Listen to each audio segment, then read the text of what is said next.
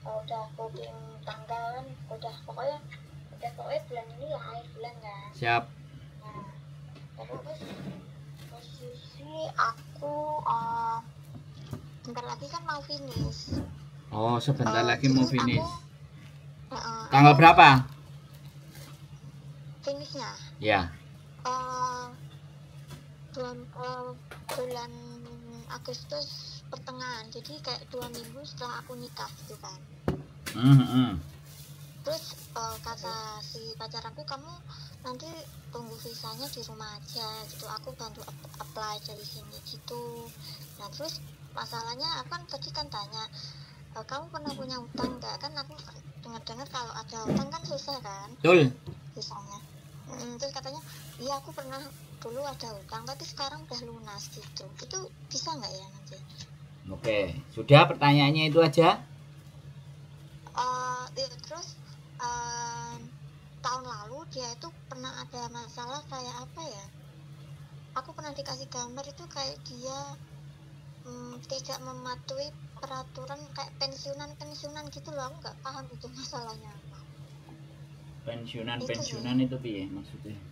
Aku kasih gambar sampean ya, mungkin sampean tahu. Oke, wes lanjut. Udah itu. Nanti kalau misalnya aku nikah terus aku kan nunggu visa di rumah, takutku nanti nggak keluar gitu visanya. Jadi aku tanya-tanya ke sampean dulu gitu. Oke. Posisi aku juga nggak cari majikan lagi, soalnya kan udah finish gitu. Udah gitu aja. Siap. Jadi gini Mbak, sebenarnya kalau sampean seandainya nanti ya kan sampean nunggu visa, dia bantu apply. Kalau visanya dia nggak approve, dependennya sampean gara-gara utang atau apapun atau semua, ya sebenarnya ya ini yang aku pikirkan sih. Kalau utang selama sudah dibayar, terus ke kantor TransUnion Simsacoy, kemudian dia minta keterangannya ternyata hutangnya bebas, maka kemungkinan oke, sampean nggak ada masalah. Satu. Terus yang kedua tentang pelanggarannya dia, entah pelanggaran A, pelanggaran B, pelanggaran C yang dirasa kurang jelas menurut saya, selama kasusnya itu sudah close, kasusnya itu sudah tertutup, akhirnya artinya itu sudah selesai dalam artian misalnya kalau mencuri ya terus dipenjara atau dia bayar denda terus selesai, nah itu nggak ada masalah. Tapi kalau kasusnya masih berjalan baru, nah kita kan nggak ngerti itu kasusnya seperti apa, tetapi ya positif thinking aja gitu. Jadi kalau menurut saya ada keraguan sampean dan nggak cari majikan lagi, seharusnya menikahnya itu sampean dijeng dulu. Kalau dijeng itu sampean bisa, nanti menikah itu pasti approve. Jadi ada strategi ya, makanya ini saya juga ingin sampaikan ya pengetahuan dan pemahaman. Kalau kita ragu dengan pasangan kita gampang, kalau kita tetap ingin jadi satu sama dia, udah. Kalau memang langsung nikah ya syukur. Tapi kalau misalnya dijeng dulu, kita jadi tahu bahwa dia itu orang bermasalah apa enggak. Jadi kalau dijeng kan enak, tidak ada kitanya tidak ada kerugian karena dijeng dan bisa nggak berhasil kan nggak masalah. Tapi kalau kita nikah ternyata di belakangnya mau dependen nggak bisa, akhirnya kan kita balik lagi jadi domestic helper lagi kalau mau ke Hong Kong kan begitu. Dia ada pembantu sih sekarang, tapi masalahnya kasusnya itu kan baru-baru tahun lalu. Nah pembantunya itu setelah dia ngejeng pembantu baru kasus bulan, terus itu masalah, jadi nggak tahu ya. Kalau menurut saya ya, pembantunya masih jalan terus berarti ya is okay, nggak ada masalah. Dia bisa ngejeng pembantu itu berarti ya oke. Karena catatan dan rekod semuanya dia ngejeng pembantu itu kan pasti imigrasi harus tahu. Dan ternyata bisa, ya sudah, nggak usah khawatir, kita tunggu aja apply-nya. Kita tunggu dia apply untuk visa sampai turun sehingga balik ke Hong Kongnya sudah jadi dadai, sudah dependent visa. Nggak apa-apa. Nanti kalau batal, nanti kalau di refuse atau ditolak itu juga ada alasannya kok. Nah dengan alasan itu terus kita harus ngapain? Nah kita bisa. Nah setahu aku si kasusnya itu pokoknya dia pengeluarannya kayak dibatasi gitu loh mas, sebulan tuh nggak boleh banyak-banyak gitu loh dia bilang. Ya aku juga nggak paham itu kasusnya apa kok pengeluaran ini dibatasi gitu. Nah kalau dia nikah nanti juga bisa kayak bantu dia biar kayak semula nggak dibatasi gitu.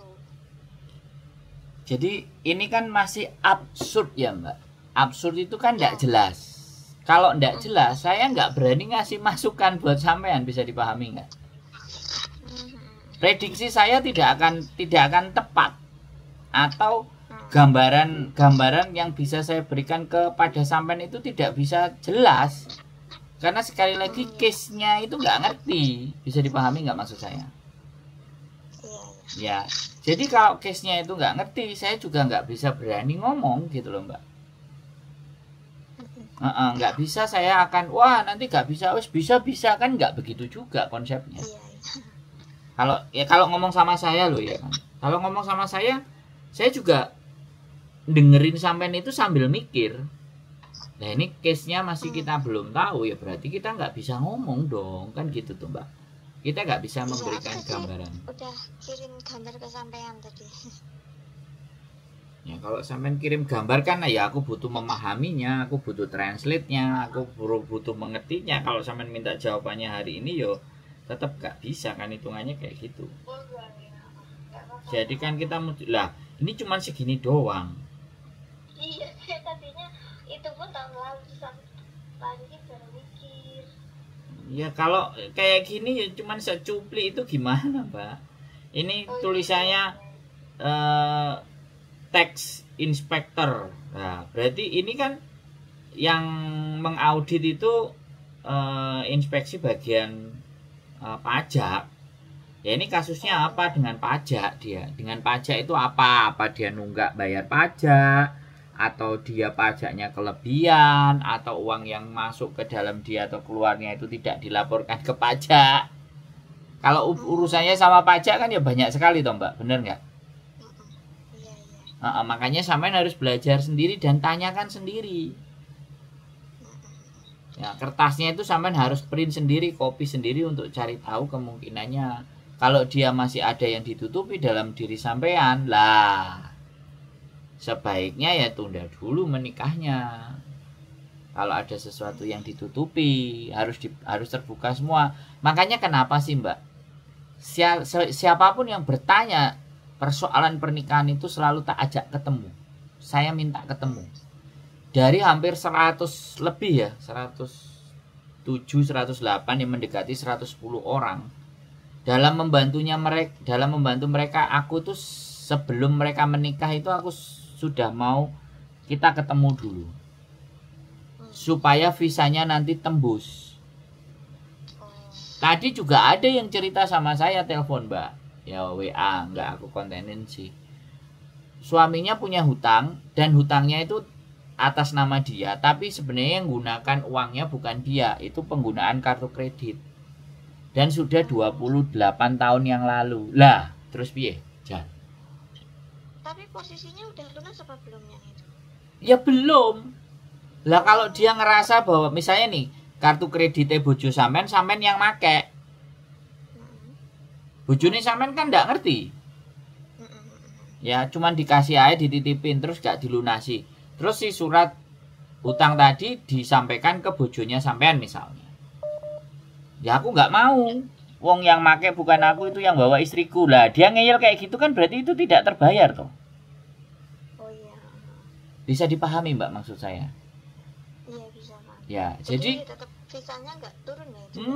Ya jelas, dilihat aja nanti.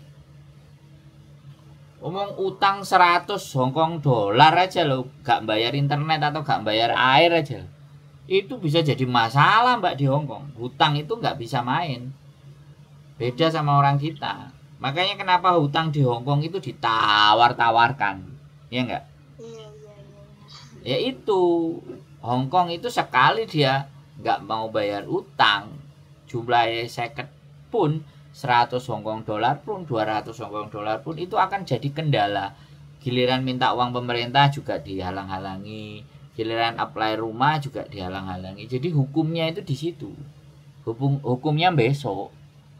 Oh, jadi misalnya kita punya utang gitu, kita nggak bisa kayak rent house gitu ya di sini ya?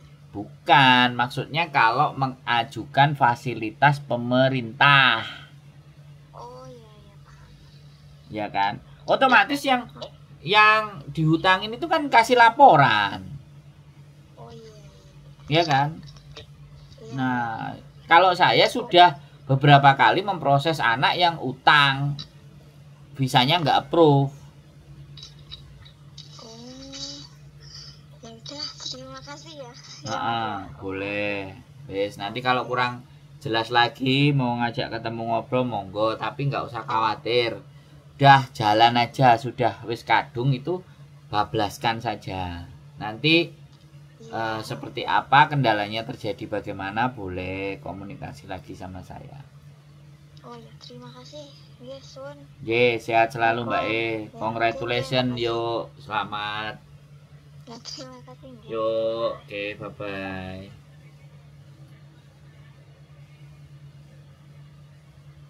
Oke teman-teman semuanya, ya sekali lagi ya, kenapa memang dalam persoalan menikah itu saya selalu